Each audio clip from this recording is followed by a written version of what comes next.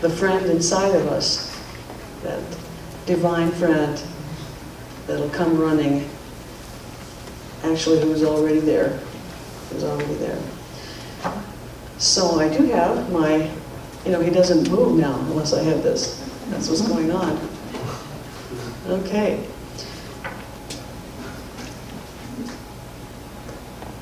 Hold the phones, we're going in, because that's where our friend is. That's where the divine, we'll find the divine.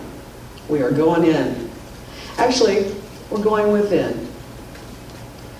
Have you ever felt anxious and longed for peace, tired and longed for rest?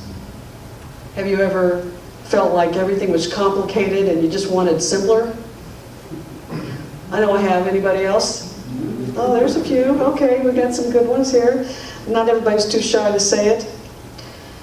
It's not like the superficial longing where you're hoping that your favorite Peanuts character or your favorite Ninja Turtle will come back. It might also be like we can mistake what we really want for something else. Like, for example, reaching for potato chips when the same umami taste will also be available in baby kale. Mouth-watering, isn't it? No? Well, not for everyone. Maybe this is more your style.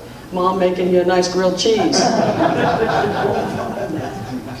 Isn't that like what everyone's moms was like? There you go. Maybe we reach for something else instead of food. Maybe a video game or a movie.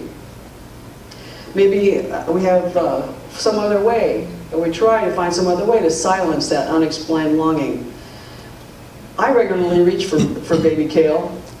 I have to tell you, last week I went to the movie with Ken. We had to see the end game, the Marvel Enterprises. And so I took a Ziploc bag of greens, and everything was working out great, except until I ran out and I noticed that Ken still had popcorn.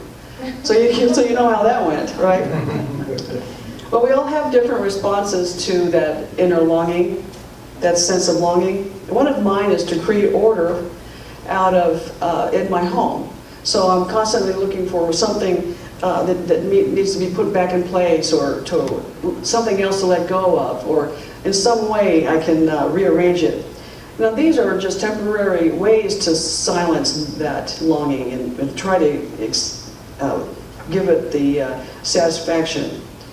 Yet I'm talking about a deeper longing. Not that deeper longings are mistaken for more earthly ones, and not that those earthly wants and needs aren't valid or deserve to be honored. But if you haven't recognized this deeper longing I'm talking about, perhaps other emotions are crowding them out. We might ask, what's going on? We might ask, how am I feeling? Remember last week's mention of the emotional guidance system from Abraham Hicks? We might be feeling fear or anger, let's say. Fear or sadness. Let's start with that. Fear or sadness. This is going to be on the bottom right area, you see. Fear or sadness. Now, what might feel better? Well, anger might feel better than feeling sad or fearful. It's not great, but it feels better. So you reach for something. What's the next best thing that you can reach for? Hope? Maybe you can reach for hope. That feels better, right? Or do we need to let go and heal wounds? Or change mistaken thoughts that are standing in the way of that next better feeling? We don't want anything standing in the way of our next better feeling. We don't want to be stuck in the feeling we don't like, right?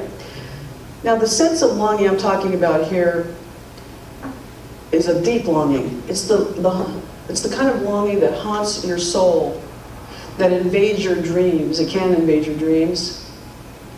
And it can become a preoccupation of your mind, like a radar antenna constantly scanning the horizon. I'm looking for to feel that longing. I'm looking for what is it? What is it? I feel it, I don't know what it is. I'm speaking of the longing of the soul. It's not something or someone, although those things can be a temporary satisfaction. And it's the thing that waits for our silence. It waits for our stillness. It is the desire to connect with the divine within, the kingdom within. Recently, some of you may know this, but anyway, recently I was divinely guided to do this. Reach within for that higher vibrational place within you, even as you stand at the sink, stretch on your mat, wash your laundry, check your messages. Reach inside for more light until it surrounds you and it fills your thoughts and feelings. Use it to focus on and in your world. So that was my guidance, and that is how we got this talk today. Some may wonder, hey, I'm doing stuff. How am I supposed to be reaching in for the divine while I'm washing dishes or standing in line? I know it's like being put on the planet with really, really strong gravity and being told not to let it keep you down. Perfect practice makes perfect. It's not just practice makes perfect, it's perfect practice makes perfect, right? Okay, here we go. Anybody recognize those? Does anybody remember party lines? Okay, so I'm sure there's quite a few of you who do, but for those of you who don't, and later, they had them all over, but then later it was more in the rural areas. And what happened was, they call them party lines for two reasons. One, you had to pick up the receiver. Now, for some people who don't know what that is, that's the handset part of and you pick up the handset and you put it in, you listen for this dial tone. Well, the tone is the thing you're listening to find, because if you have the tone, then you can dial the number you're looking to dial. You know. So, no punching, but dialing, okay? So that's where the term dial tone came from. And if someone was on the line, oftentimes, if it was emergency, you would just say, I've got an emergency, please get off the line, and everyone normally gets off the line and allows them, and you get the dial tone, okay? However, sometimes people, you would get on the line and you recognize a friend of yours talking, and say, hey Betty, I haven't seen you in a while, how things are going? Oh, pretty good. Hey, did you hear Farmer Brown got his new tractor, and I got my peaches put up this last week, and so pretty soon you got a whole party going on. So that's one reason for the party line, and the other one is the telephone company didn't want to bring it to each and every house, so each party was on the line, or each person represented. So that's where you got your party lines. Well, what I'm talking about here is way better. First of all, it's more private. And God is on the line whenever we pick up the receiver. So always. We have a personal line to God. We don't have to worry about the telephone company or any Godhead made by man, but our own selves, just our own. A personal connection to God. And guess what? God never hangs up, no matter what you say. Right? And if we put God on hold, that's okay. God's still there. The divine source is still there. Do you ever feel like you need to confirm or reaffirm your divine connection? We reach for that connection, but how? How do we do that? Well, we turn our mental focus away from earthly distractions. We get quiet and we center ourselves. What's the easiest way to center ourselves, anybody? Meditation? Breathing. Because it doesn't matter where you are, you're always going to be breathing. That's the ideal. So it doesn't matter. And it doesn't matter if you're in the cashier line.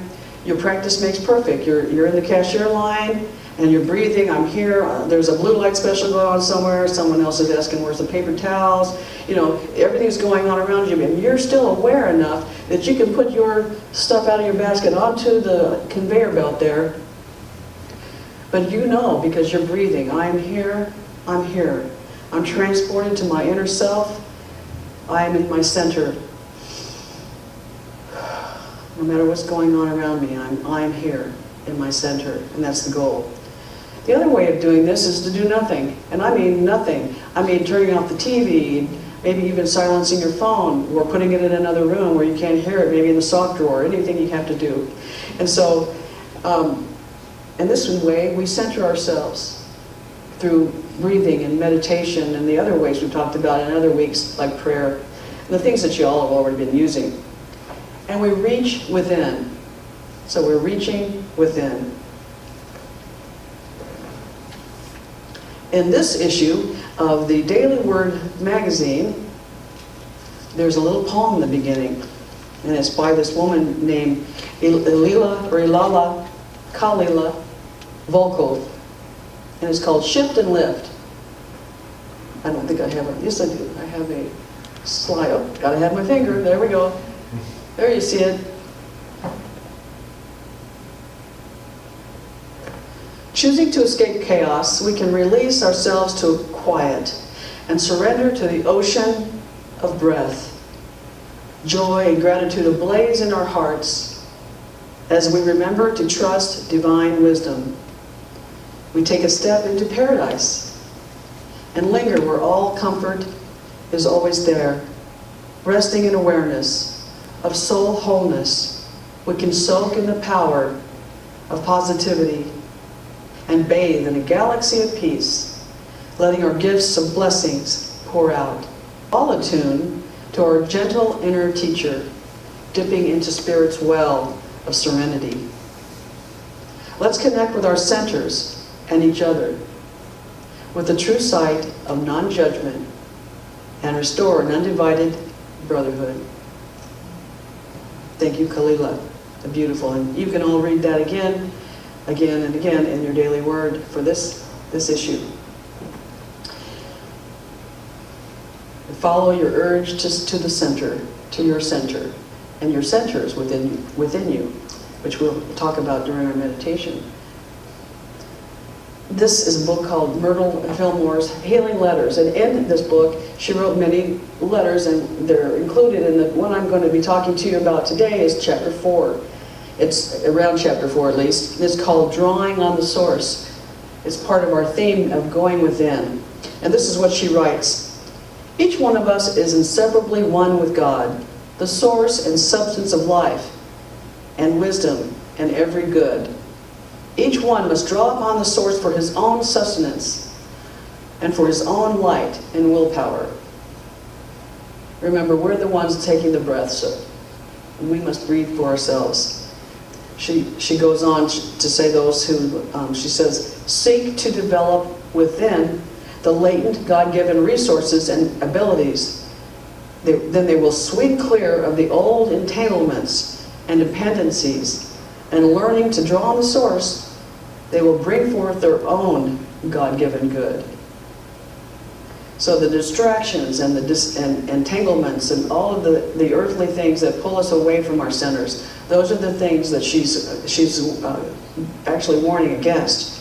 And she continues with, continue to claim responsibilities that are not his and burdens that he did not assume, and this will hinder his progress. So she's warning against this distractions and assuming things for other people. For example, think how weird this would be if the lungs tried to do the work of the spleen, or the elbow tried to do the work of the ear. This is not natural. And so, yes, we want to help, but we don't want to live for others, so we want to live our lives. We want to breathe into our centers and reach within. We want to walk in our shoes. We want to breathe our breaths. Thank you. 3 years ago, I read a quote from Abraham Hicks. You know how they do the daily quotes and send them on an email if you ever get so involved with that. I read this 3 years ago, and I remembered it. That's how much of an impact it made on me. And when I read the entry in the Drawing on the Source from Myrtle Fillmore, I said, oh yeah, this goes right hand in hand. Wait till you hear it. Your joy factor will remain constant as you are continually refining your ideas of what you want. And that's why it's so important for you to get everybody else out of the equation. They got their own game going on. They don't understand your game. Give them a break. Stop asking them what they think. Start paying attention to how you feel. Joy will be yours immediately. And everything else that you have ever thought would make you happy will start flowing, seemingly effortlessly, into your experience. Love that. Wish I'd have known that, had that when I was going to Al-Anon way back in the day. You know, sometimes our super duper selves just can't go from 0 to 100 in no time. Am I right? Especially in the mornings. For some. For me, it's the afternoons. Sometimes emotional overwhelm throws us into like a reactionary mode. You know, maybe in traffic, for example. Either way, we reach within for that higher vibrational place, as I was guided earlier in the week. Our raised vibrations literally do affect our lives, our worlds, and this planet. I'd like to bring your attention to Rumi. That's a rendering of Rumi there. Yesterday I was so clever, so I wanted to change the world. Today I'm wise. I'm changing myself. Thank you. And like a ladder, taking the ladder to the highest rung, the divine source is our journey and our destination. To reach is to reach within, to make that movement, to reach within, to center. This movement, this act, is like putting your car in gear. So before that, was your car in gear? Only you can answer that. So we reach within for the next attainable level and the next. So we become agile in our jumping of rungs and skipping of joy. The main thing we know is where to reach. That's the main thing. Do we know where to reach? Bless you. We reach within, right? So hold the phones. We're going in. And hey, what's the best that can happen? That's the question. Thank you very much. Now let's prepare for meditation. Meditation is going to be a little bit different today. We're going to go through some of the centers. We're going to go up, and then we're going to go down, then we're going to go up again. I wouldn't leave you laying down. Trust me. Okay. So get comfortable. And we're going to breathe in. We're going to breathe into our solar plexus. That's where we're going to breathe. Breathing in to the solar plexus. Breathing in to the solar plexus. We're breathing in, and as we breathe out, we're taking that breath and we're moving it up to our heads. As we breathe in and we breathe out, that all up to our heads, to blow out the cobwebs and all those things that we are distracted from. And we blow those out. We breathe in and we breathe out. We're directing that breath into our heads so that we are clear with our zeal, our faith, our imagination, our will, and our understandings. We breathe in and we breathe out. And we breathe in and we breathe out. I breathe out into my shoulders, where these centers, we're breathing into these centers,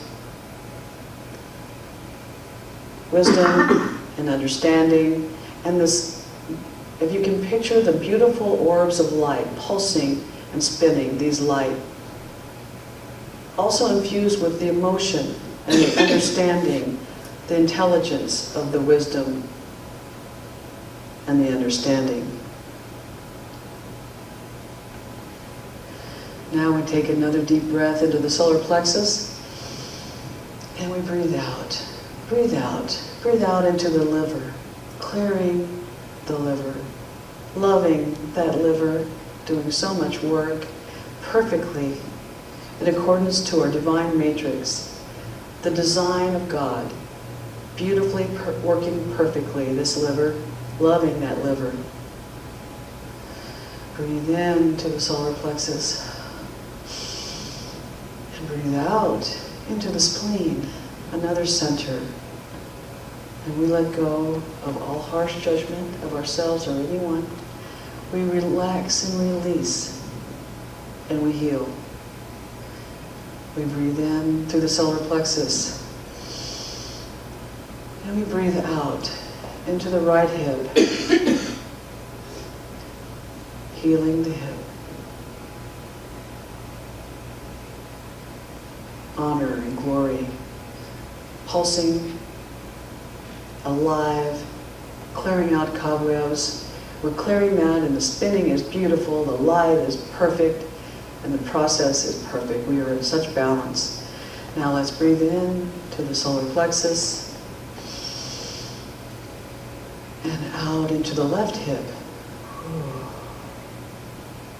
Victory is ours. We know that we succeed with every thought, word, and action in our day. And together with these hips, we know we are in perfect balance. And we breathe in through the solar plexus. And breathe in, breathe out into the pelvic floor.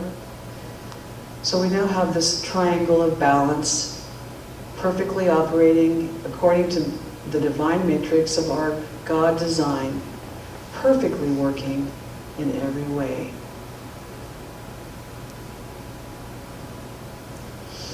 Now breathe in to the solar plexus and out toward our feet, toward the center of our feet, the kingdom, the foundation.